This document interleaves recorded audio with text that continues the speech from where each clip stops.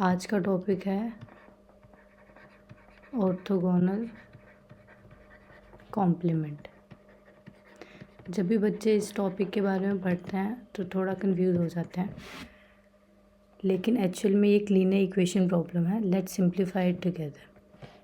इसकी mathematical definition से पहले हम थोड़ा इंट्यूटिवली समझते हैं कि डेफिनेशन है क्या एक्चुअल में, या ऑर्थोगोनल कॉम्प्लीमेंट बताना क्या चाह रहा है।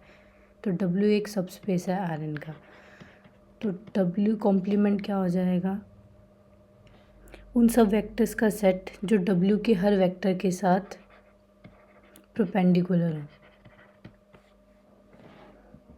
अब हम इसके डेफिनेशन की तरफ बढ़ते हैं कि इसकी मैथमेटिकल डेफिनेशन क्या है।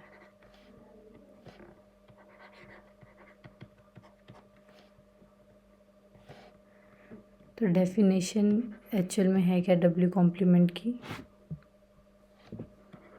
X belongs to Rn such that X dot W is equals to 0 for all W belongs to R। तो हमें इस डेफिनेशन से क्या पता चला, W के हर वेक्टर के साथ डॉट प्रोडक्ट 0 होना। X तो हमारा W कॉम्प्लीमेंट से आ रहा है, W हमारा W से आ रहा है, तो ये कलेक्शन होगी सभी वेक्टर्स की जहाँ पे उसका W के साथ डॉट प्रोडक्ट क्या हो, 0 हो। अब हमें अगर W कॉम्प्लीमेंट फाइंड करना है तो इसके लिए कुछ स्टेप्स होते हैं, पहले हम उन्हें समझेंगे वन बाय वन और उसके बाद हमें क्वेश्चन सॉल्व करेंगे। तो पहला स्टेप रहेगा, हम लेट करेंगे एक vector x such that x1 x2 and so on xn। Second step क्या होगा, ऑर्थोगोनैलिटी कंडीशन।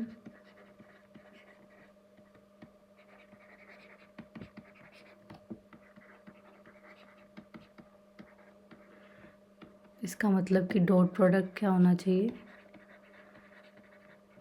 Equals to 0। और इसकी थर्ड कंडीशन है, जो भी लीनियर इक्वेशन फॉर्म हुई है उसको फर्दर सोल्व करना। और स्टेप फोर्थ क्या हो जाएगा, जो सॉल्यूशन स्पेस हमारे पास आएगा वो हमारे पास क्या होगा, W कॉम्प्लीमेंट। अब इन सभी स्टेप्स को फॉलो करके हमें क्वेश्चन सॉल्व करेंगे। सो क्वेश्चन हमें गिवन है, let W be a subset of subspace of R4 spanned by 1 0 -1 1 and 2 3 -1 2। हमसे क्वेश्चन में पूछा गया है find a basis for W complement.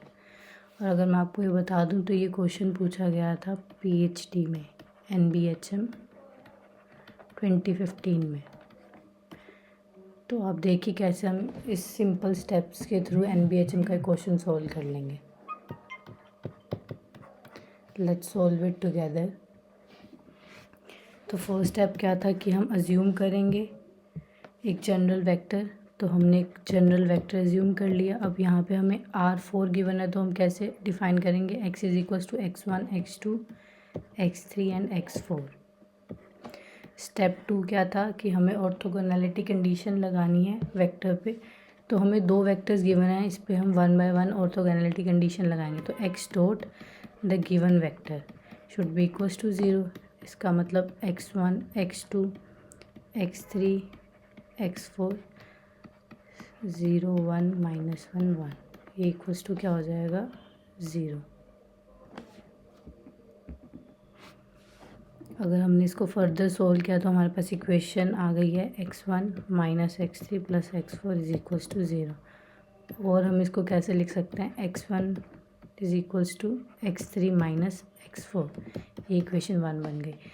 Similarly हमने सेकंड वेक्टर के साथ ऑर्थोगोनैलिटी कंडीशन लगानी है और उसको इक्वल्स टू 0 पुट करना है। This is x1 x2 x3 x4 multiplied by 2 dot product is equals to 0। तो यहाँ से हमारे पास इक्वेशन क्या बन गया है, 2x1 plus 3x2 minus x3 plus 2x4 is equals to 0। ये इक्वेशन 2 हो गई। अब हम इक्वेशन 1 को यूज़ करते हुए उसको पुट करेंगे इक्वेशन 2 में। तो हमारी इक्वेशन 2 कैसे बन जाएगी, 2 ऑफ x3 माइनस x4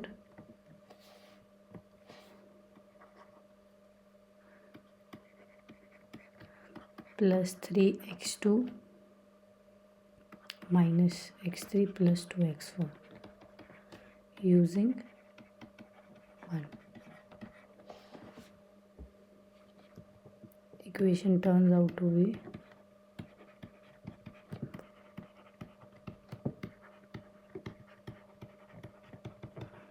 अब हमें दिख रहा है ये तो क्या कैंसिल, ये टर्म और ये टर्म ऐड हो जाएगी तो बनेगा x3 plus 3x2 is equals to 0। तो x3 बन गया माइनस 3x2 में, इक्वेशन 3 है।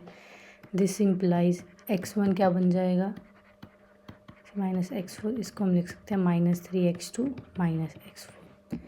तो हमने जो वेक्टर x एज्यूम किया था x1 x2 x3 x4 वो फाइनली किस तरीके से लिखा जा सकता है, माइनस 3x2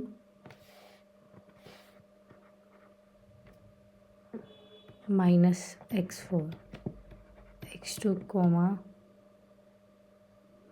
x3 की जगह हम क्या लिख सकते हैं, माइनस 3x2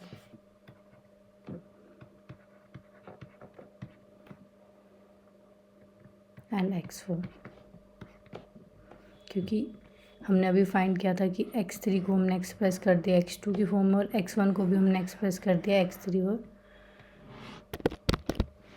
और x4 की फॉर्म में। तो हमने सिंपली उसको पुट कर दिया, हमारे पास इक्वेशन क्या बन गई, 3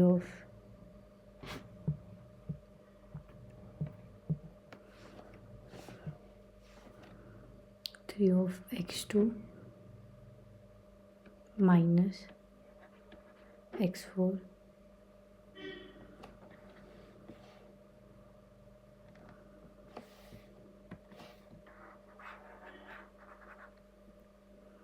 इसको हम कैसे लिख सकते हैं further, x2 of minus 3 1 minus 3 and 0 plus x4 of minus 1 0 0 and 1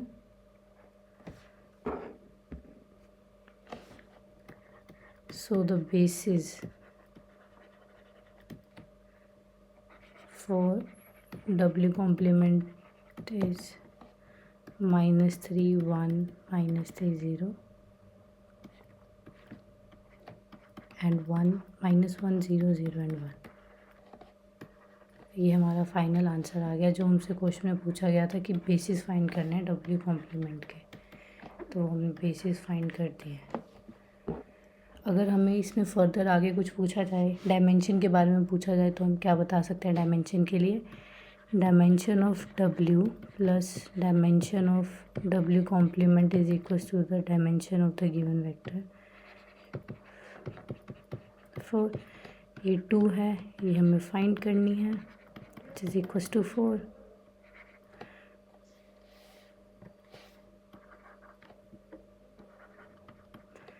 इसका मतलब डायमेंशन ऑफ w कॉम्प्लीमेंट क्या बन गया, 2।